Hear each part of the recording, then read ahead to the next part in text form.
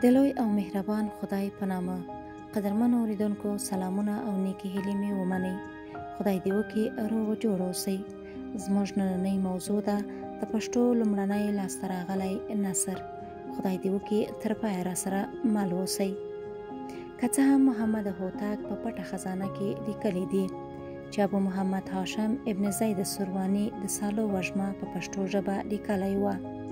دا کتاب د 3 هجري پیړۍ په حدودو کې لیکل شوی دی.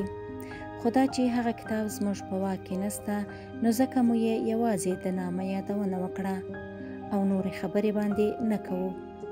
تر اوسه معلوم لاسته راغلی لومړنی پښتو نثر د سلیمان ماکو د تذکرة الاولیاء نثر دی چې تر 1612 هجري قمري وروسته لیکل شوی دی. سلیمان د بارک خان صاحبزی ماکو زوی و چې د 1600 هجري قمري شاوخوا یې د کندهار په ارغستان کې ژوند کاوه.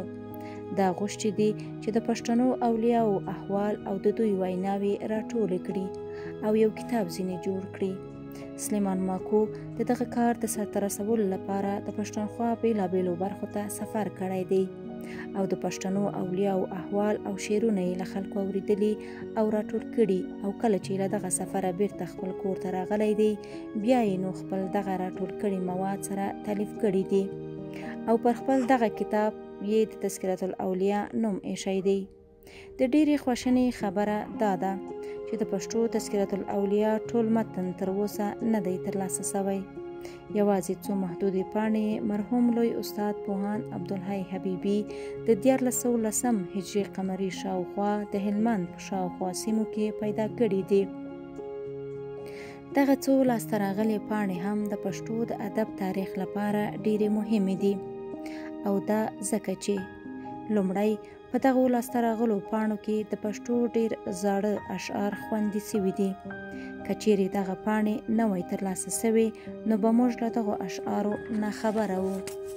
دوهم، په دې پاڼو کې د پښتو د 4 تنو پخوانیو ویناوالو شیخ بیټني، شیخ اسماعیل، ملکیار غرشین او قطب الدین بختیار کاکي اشعار او لږ احوال خوندي دي.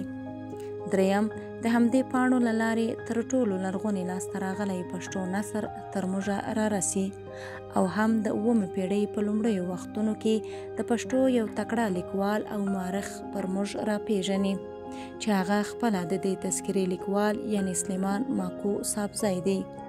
څلورم، په 9مه هجري پیړۍ کې د پښتو تذکرة الاولیاء لیکل موږ په دې باوري کوي چې دغه مهال په پښتنو کې د دغسې آثارو د لیکلو ذوق پیدا شوی و، او له پښتنو علماو څخه ځینو یې غوښتل چې د دې ژبې د شاعرانو ویناوې او احوال راټول کړي. د پښتو ژبې پخوانی لیکوال سلیمان ماکو د خپل اسلامي او دینی ذهنیت او د هغه زمان د مسلطو فکری او فرهنګي جریانونو تر اغیز لاندې د هغو پښتنو اولیاءو احوال راټول کړي دي چې د ده په قول یې ویناوې یعنی اشعار پرېښي دي. د سلیمان ماکو نثر یو تاریخي نثر دی، او زموږ د ادبي تاریخ له اساسي طرحې سره سم باید موږ پر دې اثر دلته خبرې نه وای کړې. دا ځکه چې موږ په دې تاریخ کې یوازې پر ادبي اثارو خبرې لرو. خو دا چې د سلیمان ماکو نثر د پښتو تر ټولو قدیم نثر دی، نو د دې اثر لوستونکي باید خبر وي چې په پښتو کې نثر لیکل کله پیل شوي دي، ځکه معلوم شعر خو یې د 2مې پیړۍ دی. همدا علت دی چې زه پر دې نثر دا بحث کافي ګڼم او اضافي خبرې پرې نه کوم. خو دومره وایم سره لدی چې د سلیمان ماکو نثر پر موضوعي لحاظ د تاریخي نثرونو په لیکه کې دریږي، خو د خپل جوړښت له پلوه کړکېچن نثر نه دی.